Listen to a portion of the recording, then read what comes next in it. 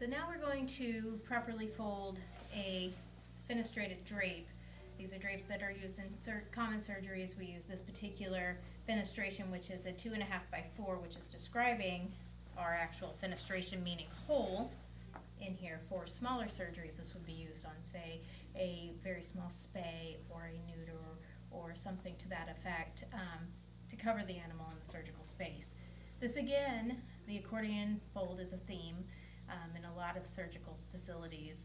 What we are going to do with our fenestration drape, this has already been pre-rollered. Again, at this facility, we roller our drapes, our gowns, and everything that might be going into surgery to ensure that in the washing process no hair is stuck to it, things like that. The accordion fold basically starts out in a direction.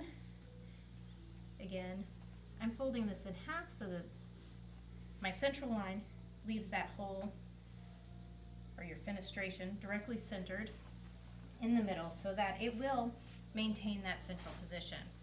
I'm going to accordion fold this back in this direction. You'll find, if you've been doing this a while, that a lot of these fenestrations hold their lines, if you will, to follow. So I'm just going to accordion this back and forth along that line. Again, I like to flip. Some people don't like to, but it ensures that I'm leaving that as a central point, and I have an accordion fold on both sides. Okay.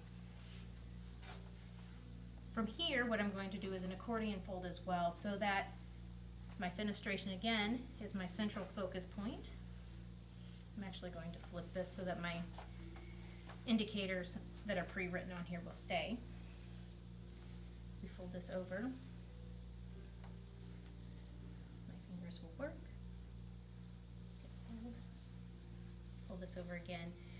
Here you can do about a 4 or 5 finger fold to keep your fenestration nice and tight and firm. I like to end so that you can see the fenestration size writing on this, although it is labeled in multiple places. This is just helpful so that if the indicator on our bag, because we pouch ours, is not clear, you can still have a point where this is coming through and you can see it through the plastic. Again, I'm going to set our pouches. There are several brands of pouches that already come sealed. These we actually cut off a roll and we seal ourselves. So, as you can see, this one was cut a little jagged. I'm going to step away and grab some scissors really quickly and straighten this up a little.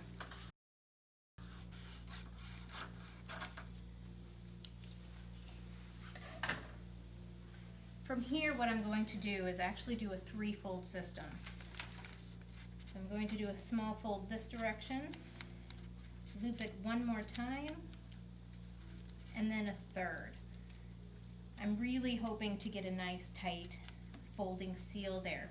Then what I'm going to do is I'm going to use some indicator tape. Okay, so if your fold pops open, you really have to ensure that that fold stays down.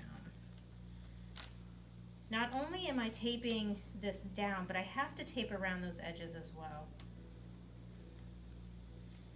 Sometimes you have to use 2 pieces of tape for this, and that's okay. Ideally, indicator tape isn't something that you want to waste, but I am wrapping this around both of these edging sides.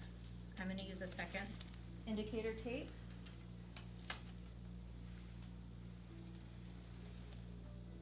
Going this direction now. Going all the way around that fold.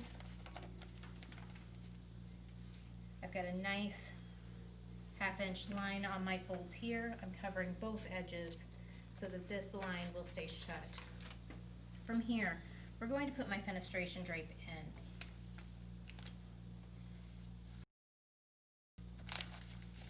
We're going to maintain our accordion fold. I know it looks like I'm cramming, but these are a little bit more difficult to work with. If I find that this is too fat, I'm going to refold my fenestration into a thinner line, but it looks like it's going to slide in and maintain shape.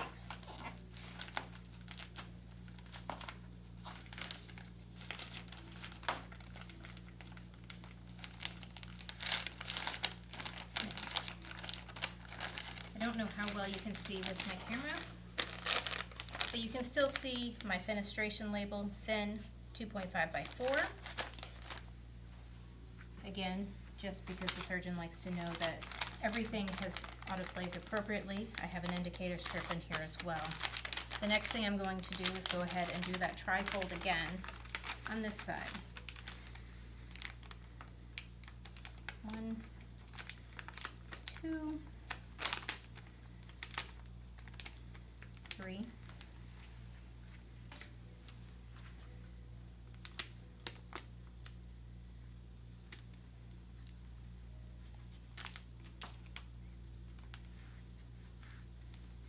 Using indicator tape.